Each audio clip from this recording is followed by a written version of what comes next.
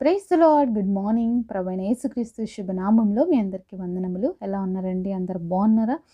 దేవుని మహాకృపను బట్టి మీరందరూ క్షేమంగా ఉండాలని అనుదినం మీ అందరి కొరకు దేవుడి సన్నిధిలో ప్రార్థన చేస్తున్నాను. చిన్న ప్రార్థన చేసుకుందామా? పరిశుద్ధుడైన మా తండ్రి, నీ గొప్ప నామమును బట్టి స్తుతిస్తున్నాం. మరొక దినాన్ని మా జీవితాల్లో ఇచ్చినందుకు వందనాలు తండ్రి. అయ్యను మాట్లాడే దేవుడు తండ్రి, మాతో మాట్లాడండి.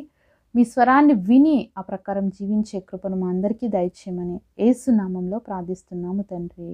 ఆమేన్. ఈరోజు దేవుని వాగ్దానము కీర్తనల గ్రంథము 71వ అధ్యాయము 21వ వచనం. నా గొప్పతనమును వృద్ధి చేయము, నా తట్టు మరలి నాకు నెమ్మది కలుగు చేయము. Psalm chapter 71 verse 21. Thou shalt increase my greatness and comfort me on every side.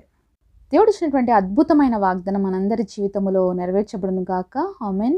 ఉదయకాల సమయంలో ఈ వాక్యం వింటున్నటువంటి మీలో ఎంతమంది ఆశపడుతున్నారండి? నేను గొప్పగా ఎదగాలి, నేను వృద్ధి కావాలి అని ఎంతమంది ఆశపడుతున్నారు? ప్రతి ఒక్కరికి ఆశ కదా. ఈరోజు మనుషుడు ప్రయాసపడుతుంది అందుకోసం. నేను బాగా గొప్పగా ఉండాలి, నేను మంచి పొజిషన్లో ఉండాలి, నేను బాగా వృద్ధి చెందాలి అని ప్రతి ఒక్కరు కూడా ఆశపడుతున్నారు. ప్రతి ఒక్కరు కూడా ప్రయాసపడుతూనే ఉన్నారు. అయితే మరి అందరు గొప్ప వాళ్ళు అయ్యారా? అయితే అందరూ పేరు ప్రఖ్యాత కలిగిన వాళ్ళు అయ్యారా? అందరూ వృద్ధి చెందారా అంటే లేదండి. ఎందుకంటే ఒక వ్యక్తి ఆశీర్వాదము దేవుడి దగ్గర నుంచి వచ్చేది. ఒక వ్యక్తి గొప్పతనం అనేది దేవుడు ఇచ్చేది. ఒక వ్యక్తి వృద్ధి పొందాలి అంటే అది దేవుడు చేసే కార్యం. మనం ప్రయత్నం చేస్తాం, ఖచ్చితంగా మనం ప్రయత్నం చేయాలి. కానీ వాటన్నిటిలో మనకు వచ్చే ఆశీర్వాదం ఎక్కడి నుంచి తెలుసా? దేవుడి దగ్గర నుంచి మాత్రమే. దేవుడు వాక్యం ఈ విధంగా సెలవిస్తుంది, నరుని కష్టము చేత ఐశ్వర్యవంతుడు కాలేడు అని. దేవాది దేవుడు మరి భక్తుడైనటువంటి దావీదు జీవితంలో మనం చూస్తే మరి మొదటిగా ఆయన గొర్రెలు కాచుకునే వ్యక్తిగా మనం చూస్తాం. ఆ గొర్రెలు కాచుకునేటువంటి ఆ వ్యక్తి రాజు అవుతాడని ఎవరైనా ఊహించారండి? ఎవ్వరూ అనుకోలేదు. ఎప్పుడు కూడా వాళ్ళ జీవితాల్లో వాళ్ళ ఊహకు కూడా వచ్చిండదు నేను రాజును అవుతాను అని. అలాగే ఒక బానిసగా షూషన్ పట్టణంలో నివసిస్తున్నటువంటి ఎస్తేర్ ఎప్పుడూ ఎక్స్పెక్ట్ చేయలేదు నేను ఈ దేశానికి రాణినవుతాను అని. కానీ దేవుడు చేశాడు కదా. మరి రాజు అయినటువంటి దావీదు జీవితంలో చూసాము, అలాగే రానిటువంటి ఎస్తేర్ జీవితంలో కూడా చూసాము. ఎంత గొప్ప ఆశీర్వాదం ఇచ్చాడు కదండి దేవుడు వాళ్ళకి. వాళ్ళ ఊహకు అందనటువంటి గొప్ప కార్యాలు దేవుడు చేపించాడు. మొదటిగా దేవాది దేవుడు మరి యొక్క గొల్యాతుని జయించడానికి దేవుడు అరణ్యంలో ఉంచి దావీదుని బాగా ట్రైనప్ చేశాడండి. అరణ్యంలోనే దావీదు మరి మృగాలతో వీటితో మరి పోరాడేవాడు తన యొక్క గొర్రెల్ని కాపాడుకునే విషయంలో. అక్కడంతా కూడా దేవుడుతో ఎక్కువ సంబంధం కలిగి దేవుని స్తుతిస్తూ పాటలు పాడుతూ వాయిద్యం వాయిస్తూ మరి దేవుని స్తుతిస్తూ ఉండేవాడు అరణ్యంలో ఎక్కువ శాతం దావీదు. అంతేకాకుండా తన గొర్రెల్ని క్షేమంగా భద్రంగా ఎలా కాపాడుకోవాలో కూడా నేర్చుకున్నాడు. ప్రతి విషయంలో దేవుడు సహాయాన్ని అడుగుతూ వచ్చాడు. తన దగ్గరికి ఎన్నోసార్లు ఎలుగుబంటులు వీటన్నీ వచ్చినప్పుడు, సింహాలు వచ్చినప్పుడు వాటిని జయించాడు. కారణం ఏంటి తెలుసా? దేవుడి శక్తి. అందుకనే గొల్యాతును చూసినప్పుడు దావీదుకి ఏం భయం అనిపించలేదు. ఎందుకంటే క్రూర మృగాల్ని సైతం జయించడానికి నాకు దేవుడు శక్తినిచ్చాడు కాబట్టి ఈ సున్నతి లేని ఫిలిష్తీయుడు ఎంత అని అనుకున్నాడండి. మిగతా వాళ్ళేమో గొల్యాతును చూసి భయపడుతున్నారు. ఎందుకు తెలుసా? వాళ్ళ జీవితంలో ఇలాంటి అనుభవం లేదు, అరణ్య అనుభవం లేదు, వాళ్ళందరికీ గొర్రెలు కాచే అనుభవం లేదు, అన్నిటికంటే ముఖ్యంగా దేవుడితో కలిసి ఉండే అనుబంధం లేదు. కాబట్టి వాళ్ళు ఎవరు చూస్తున్నారు? వాళ్ళు గొల్యాతును మాత్రమే చూస్తున్నారు. కానీ శక్తివంతుడైనటువంటి దేవుని చూడలేకపోయారు. కానీ దావీదు చూశాడు దేవుడు ఎంత గొప్పవాడో, దేవుడు ఎంత శక్తి కలిగిన వాడో. అందుకనే సవాల్ విసిరాడు గొల్యాతుకి.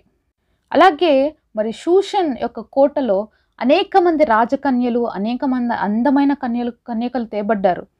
కానీ అక్కడ ఎస్తేర్ మాత్రమే ఒక రాణిగా మార్చబడింది. కారణం ఏంటి తెలుసా?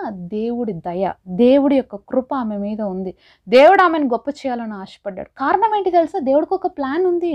నెక్స్ట్ జరగబోయే కార్యం ఏంటో దేవుడికి ఆల్రెడీ తెలుసు. కాబట్టి ఎస్తేర్ని సిద్ధపరిచాడు. మరి ఈ యొక్క హామాన్ అనే వ్యక్తి ఉన్నాడు, ఖచ్చితంగా రేపు నా బిడ్డలకి హాని తలపెడతాడు, ఆ టైంలో నా బిడ్డల్ని రక్షించడానికి నేను ఎస్తేర్ని వాడుకోవాలి అని దేవుడికి ఆలోచన ఉంది. దేవుడికి ఒక ప్రణాళిక ఉంది.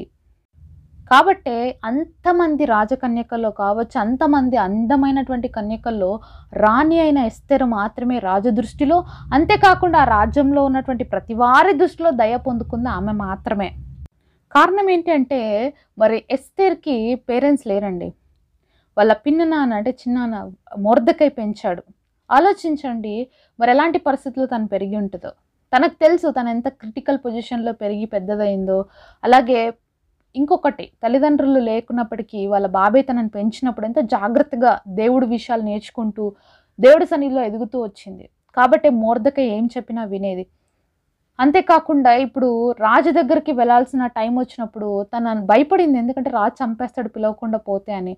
ఆ విషయాన్ని మొర్దెకైకి చెప్పినప్పుడు మొర్దెకై అన్నాడు, "ఈ పరిస్థితిని బట్టేనేమో నువ్వు అంతఃపురంలోకి రాబడ్డావు. ఒకవేళ నువ్వు సహాయం చేయకపోతే దేవుడు ఏదో ఒక దిక్కు నుంచి సహాయం చేస్తాడు. కానీ నువ్వు, నీ కుటుంబం అంటే వాళ్ళు మాత్రమే నాశనం అయిపోతారు" అని అన్నప్పుడు ఆమె దేవుడి సన్నిధిలో ఉపవాసం ఉండి ప్రార్థించడం చేసిందండి. తనతో ఉన్న వాళ్ళని, అలాగే షూషన్ ప్రాంతంలో ఉన్నటువంటి ఇశ్రాయేలు ప్రజలకి గూడా మరి ప్రార్థన చేయమన్నప్పుడు అందరూ ఉపవాసం ఉండి ప్రార్థన చేసినప్పుడు రాజు హృదయంలో దేవుడు దయ పుట్టించాడు. ఇశ్రాయేలుని చంపాలనుకున్న వాళ్ళపైన ఇశ్రాయేలు ప్రతీకారం తీర్చుకొని పూరీము అనే పండగ సెలబ్రేట్ చేసుకునేటట్లుగా దేవుడు చేశాడు. ఇదంతా ఎక్కడ నేర్చుకుంది ఎస్తేర్ అంటే తన జీవితంలో ఏమీ లేనప్పుడు, తన యొక్క పరిస్థితి ఎంత ఇదిగా ఉన్నిందో, తల్లిదండ్రులు లేని పరిస్థితిలో తను పెరిగినప్పుడు మరి ఎలాంటి పరిస్థితులు తను ఎదుర్కొంటదో, ఎన్నో సమస్యల గుండా తను వెళ్ళింది. తన జీవితంలో ఎన్నో నేర్చుకుంది. కాబట్టి ప్రతి విషయంలో దేవుడి పైన ఆధారపడడం నేర్చుకుంది. నేను వెళ్తానులే అని ధైర్యంగా చెప్పలేదు, కానీ దేవుడి సహాయంతో మాత్రమే నేను వెళ్ళగలుగుతాను కాబట్టి నా కోసం ప్రార్థన చేయమని చెప్పింది. కాబట్టి ప్రార్థనకున్న శక్తి ఏంటో, దేవుడికున్న గొప్పతనం ఏంటో మనము చూడగలుగుతాం. కాబట్టి ఎస్తేరు జీవితంలో దేవుడు గొప్పతనాన్ని, వృద్ధిని కలుగజేయడానికి కారణం ఏంటంటే విధేయత. దేవుడికి అణిగి మణిగి ఉండడం, లోబడి ఉండడం. అంతేకాకుండా రాజైనటువంటి దావీదు జీవితంలో కూడా చిన్నతనంలో నుంచే ఎంతో దేవుడి సన్నిధిలో మరి ఒదిగి ఉన్నాడు. ఎంత ఎదుగుతున్నప్పటికీ కూడా ఒదిగిన స్థితిని మనం చూస్తాం. దేవుడి పైన ఆనుకున్న స్థితిని చూస్తాం. ప్రవక్తలకి లోబడిన స్థితిని చూస్తాం. డైరెక్ట్‌గా వచ్చి నువ్వు పాపం చేసినావు, నువ్వు చచ్చిపోతావన్నా కూడా ఆ మాటకి, దేవుడి మాటకి విధేయత చూపించినటువంటి గొప్ప రాజుగా మనం చూడగలుగుతాము దావీదుని. అంతగా తగ్గింపుని చూస్తాం. ఒక వ్యక్తి తన జీవితంలో గొప్పతనాన్ని పొందాలన్నా, ఒక వ్యక్తి తన జీవితంలో వృద్ధి చెందాలి అన్నా మొదటిగా ఆ వ్యక్తి దేవుడికి విధేయుడవ్వాలి. దేవుడి ఎదుట తగ్గింపు కలిగినటువంటి జీవితాన్ని జీవించాలి. ఇక్కడ ఇద్దరు వ్యక్తుల్ని చూస్తున్నాం. ఇద్దరిని రాజుగా, రాణిగా దేవుడు చేశాడు. ఇద్దరేం ఉన్నత స్థితిలో నుంచి రాలేదండి. చాలా పేదరికంలో నుంచి, మరి చాలా లో లెవెల్ క్యాడర్ నుంచి వచ్చిన వాళ్ళే. వాళ్ళకి ఏ అర్హత లేదు ఒక రాజు అవ్వడానికి, ఒక రాణి అవ్వడానికి. కానీ దేవుడు వాళ్ళని అభిషేకించాడు, కోరుకున్నాడు. ఈరోజు మన జీవితంలో నేను అంత గొప్పగా ఎదగలేనులేండి, నాకు అంత క్యాపబిలిటీ లేదు, నేను అంత మంచి ఫ్యామిలీ నుంచి రాలేదు, నేను అంత రిచ్ పర్సన్ కాదు, లేకపోతే నాకు అంత మంచి క్వాలిటీస్ లేవు, నాకు అంత మంచి ఎడ్యుకేషన్ లేదు అని మనం చాలాసార్లు మనల్ని అండర్ ఎస్టిమేషన్ వేసుకుంటూనే ఉంటాం కదా చాలాసార్లు. Really that is true, very true. అది నమ్మాలి. మన పొజిషన్ ఏంటో మనం నమ్మాలి. అది వెరీ ట్రూ. అయితే ఇంకొకటి కూడా నమ్మాలి. మనం కలిగి ఉన్న దేవుడు, మనం సేవిస్తున్నటువంటి దేవుడు వాటన్నిటికంటే మించిన శక్తివంతుడు. ఆయన ఏమైనా చేయగలడు. మనలాంటి మట్టి ముద్దల్ని వాడుకొని ఘనమైన పాత్రగా చేయడానికి ఆయనకు శక్తి ఉంది అని మనం నమ్మినప్పుడు దేవుడు ఎలాంటి కార్యాలైనా మన జీవితం ద్వారా జరిగిస్తాడు. కాబట్టి మరి ఈరోజు మన ప్రార్థన కూడా మరి దేవుడితో ఇలాగే ఉండాలి. నాకు గొప్పతనమును, వృద్ధిని దయచేయి దేవా, నా తట్టు తిరుగు, నాకు నెమ్మది దయచేయి. చాలామంది గొప్ప వాళ్ళు అయిన తర్వాత వాళ్ళ జీవితాల్లో నెమ్మది ఉండదన్నమాట. ఎప్పుడు చూసినా పోరాటాలే ఉంటాయి. కానీ అలాంటి స్థితిలో కూడా నెమ్మది కలిగి ఉండాలి అంటే అది దేవుడిచ్చే నెమ్మది, దేవుడిచ్చే ఆశీర్వాదం. ఈరోజు ఇద్దరు వ్యక్తుల జీవితాలని చూసాం, వాళ్ళ పరిస్థితులు చూసాం, వాళ్ళ ముందు ఉన్నటువంటి ఛాలెంజింగ్స్ని చూసాం. అయితే ఆ పరిస్థితుల్లో సైతం వాళ్ళు దేవుడి కోసం నిలబడినప్పుడు దేవుడు ఎంత గొప్ప అద్భుత కార్యాలు చేశాడో అవి కూడా మనం తెలుసుకున్నాం కదా.